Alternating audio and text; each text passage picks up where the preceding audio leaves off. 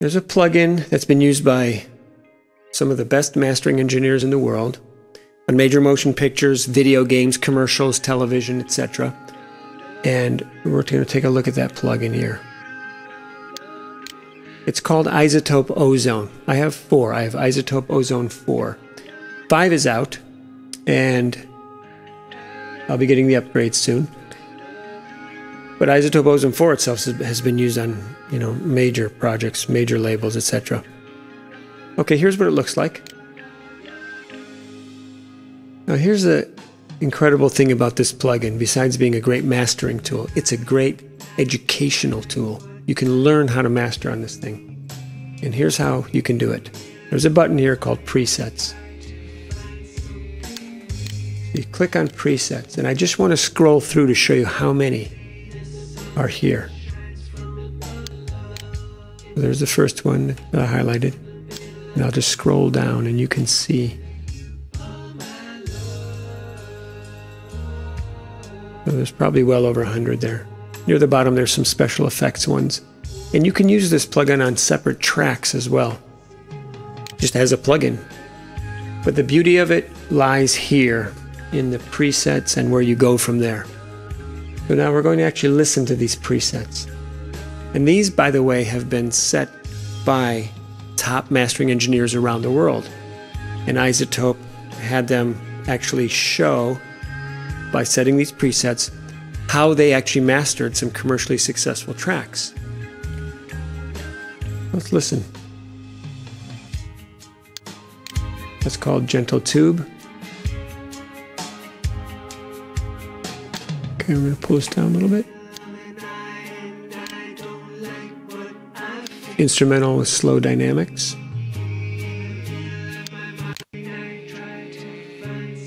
Reduce lows and highs. Slight gating. And listen to, you can actually hear the difference as we're going through these. Subtle dynamics. Tighten low end. Warm mids. I'll go through a few more and you can just listen here.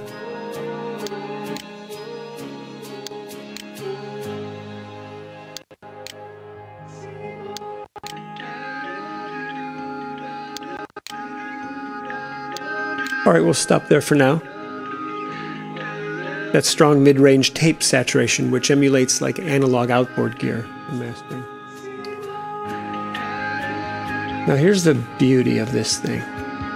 Besides all these presets, so you can say okay when you found one that you like. But you don't have to end there. You don't have to just use that preset. And not only do you have the chance to listen to these presets to see what these mastering engineers have come up with, but you can go in and look at every parameter of what they've done. EQ, reverb, maximizer and dithering, multiband exciter, multiband compressor, stereo imaging. Okay, so we're going to actually go back to near the beginning of this track here.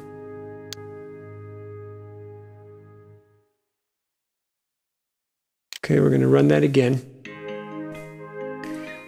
And I'm going to show you now some of the more specific tools that you can do. I mean, this is really exciting. And I'm not endorsed by Isotope, though maybe I will be after this. But I just have found this to be an incredible tool for my students to teach them how to mix and master. Okay, so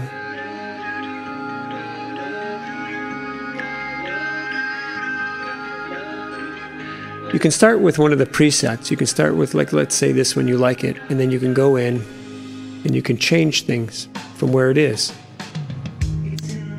Because obviously, I mean, sometimes I've actually found a preset, believe it or not, that worked perfectly on a track. That won't always be the case. You might want to do some adjustments. That's an EQ. There's reverb.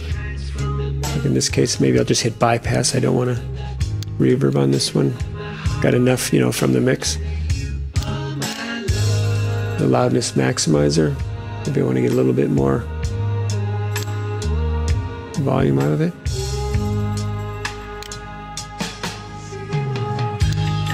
A multiband harmonic exciter. What an exciter does is it actually adds small amounts of pleasant distortion, is the best way you could say it. And this is a multiband, so you can do it to the low end, the mids, or the highs. Let's just listen to it. Low end.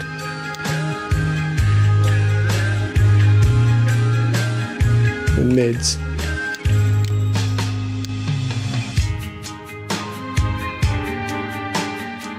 It's a subtle tool to use because it is distortion. So if you put too much,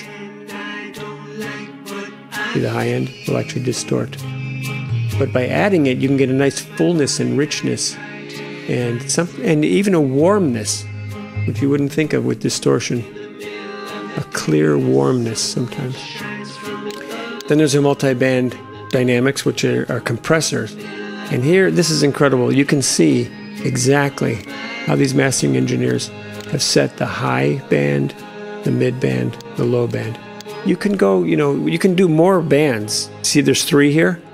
You can separate 5 bands. You can do 2. You can do a single band.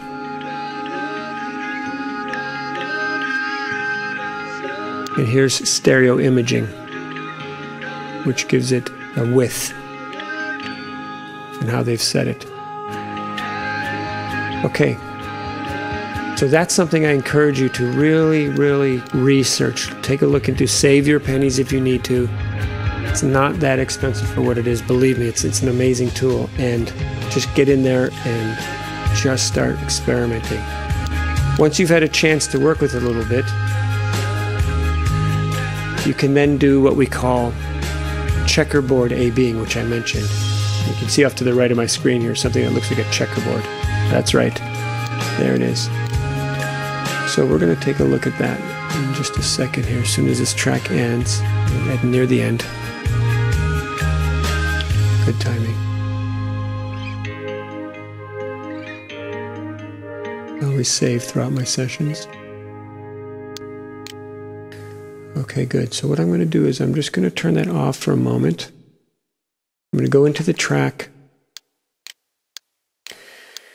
And I have already earlier, I worked with a specific setting. I found a preset that I liked, and then from there I started adjusting things to where I liked it. But you're actually, right now, you're going to witness an actual mastering session because I'm not exactly where I want it yet, so you'll be able to see me work here. So here's the settings that we have. And as I hit play, what will happen is this. I'll get this out of the way for a second.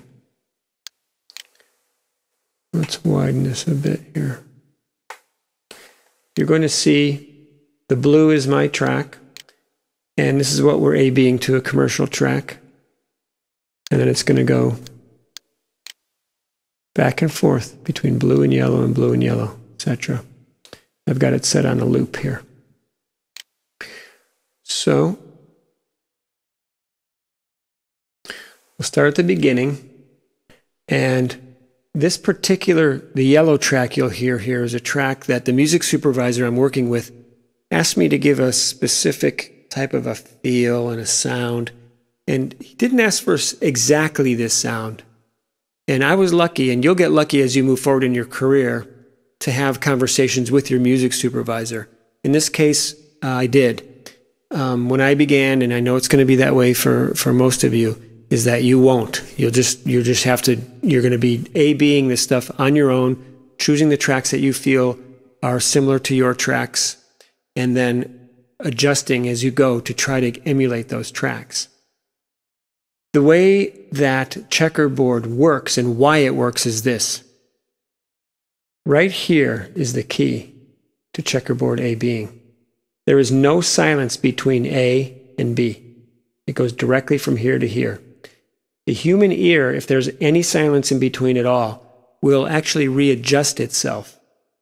And it'll it has its own mastering suite. You saw the compressor and the limiter and, all the different parameters in there. The mind and the inner ear works that same way. So if you're trying to compare things in A-B them with silence in between, you're not going to get an actual pure comparison. This way, the mind doesn't have a chance to reset, and it's going to hear exactly the comparison between A and B. So let's do it. Let's see how this goes.